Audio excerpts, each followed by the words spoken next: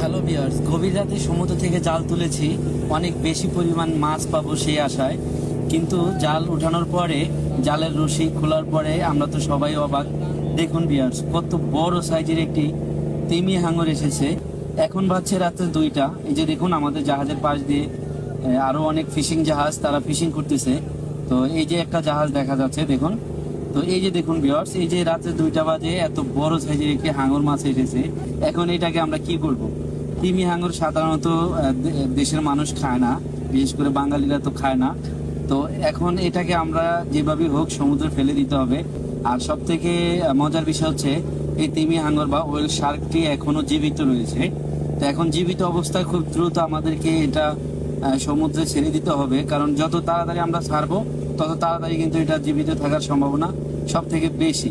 তো এখন এত বড় সাইজের একটি তিমি হাঙর এসেছে, এটার ওজন কম করে হলো প্রায় 1.5 টনের মতো হবে। তো এই এত ওজনের একটি তিমি হাঙরকে মানুষের পক্ষে কখনোই সম্ভব না এটাকে আলগিয়ে সমুদ্রে ফালানো। তো আমাদের কিচ্ছু করার নেই, আমরা এখন মেশিনের সাহায্য নিয়েছি। আমরা উইঞ্চ ইঞ্জিনের সাহায্যে এটা লেজের সাথে রশি বেঁধে তারপর আস্তে আস্তে হাফেজ দিয়ে এটাকে প্রথমে খাড়া করব, তারপর খুব ধীরে ধীরে আমরা এটাকে সমুদ্রে ফেলানোর চেষ্টা করব। আর এটাকে সমুদ্রে ফেলতে কিন্তু আমাদের অনেক কষ্ট হয়েছে, সম্পূর্ণই দেখবেন আপনারা এই ভিডিওতে। তো কে কোথা থেকে আমার এই ভিডিও দেখছেন অবশ্যই কমেন্ট করে জানিয়ে দিবেন। ভালো লাগলে অবশ্যই লাইক কমেন্ট শেয়ার করে দিবেন আপনার বন্ধুদের সাথে।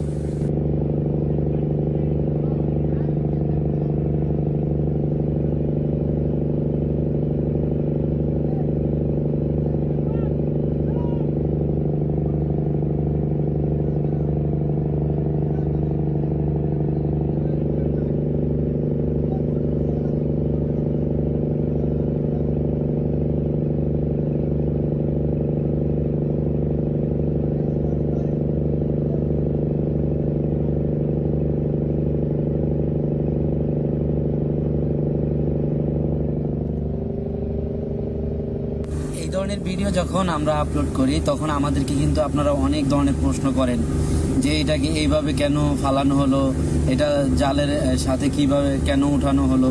আসলে জালের ভিতরে যেটা ঢুকছে এটা কি আর আমরা দেখতে পাচ্ছি? এটা যখন আমাদের জাহাজের ডেকে উঠানো হয়েছে তখন গিয়ে আমরা দেখতে পাচ্ছি যে এটা একটা তিমি হাঙর। কিন্তু জালের ভিতরে যখন ঢুকছে এটা তো তখন জালটা তো ছিল গভীর সমুদ্রে, তাই না? তো ওই সময় তো আমাদের দেখার কোনো ইয়ে নাই, সিস্টেম নেই। তো এখন যেহেতু এটা উঠে এসেছে, এটাকে আমরা যতটা সম্ভব চেষ্টা করব কিন্তু ফালাতে। কিন্তু তারপরেও অনেকে অনেক ধরনের প্রশ্ন করে থাকেন, ভাই আমাদের জায়গায় আপনারা হলে কি করতেন? এটা একটা প্রশ্ন। কিন্তু আমাদের জায়গায় আপনারা হলে কি করতেন? এটাকে কিভাবে ফেলতেন? এত বড় এত ওজনের একটি মাছকে ফালানো তো আর চারটিখানি ব্যাপার না ভাই। আরো কয়েক বছর আগে এইরকম তিমি হাঙরকে সমুদ্রে ফালাতে গিয়ে কিন্তু 2জন নাবিক মারা গেছে আপনার এটার তলে পিষ্ট হয়ে। এরকম বড় একটি তিমি হাঙর এসেছিল, ওইটাকে ফেলতে গিয়ে ওই জাহাজের নাবিকরা এটার তলে পড়ে সাথে সাথেই মারা গেছে। তো আমাদের সেফটিটাও দেখতে হবে এবং এটাকেও সুন্দরভাবে আপনার সমুদ্রে আমরা ছাড়তে হবে। তো সব মিলিয়ে আমাদের জায়গায় যদি আপনারা থাকতেন তাহলে এই ধরনের কথা কিন্তু আপনারা বলতেন না।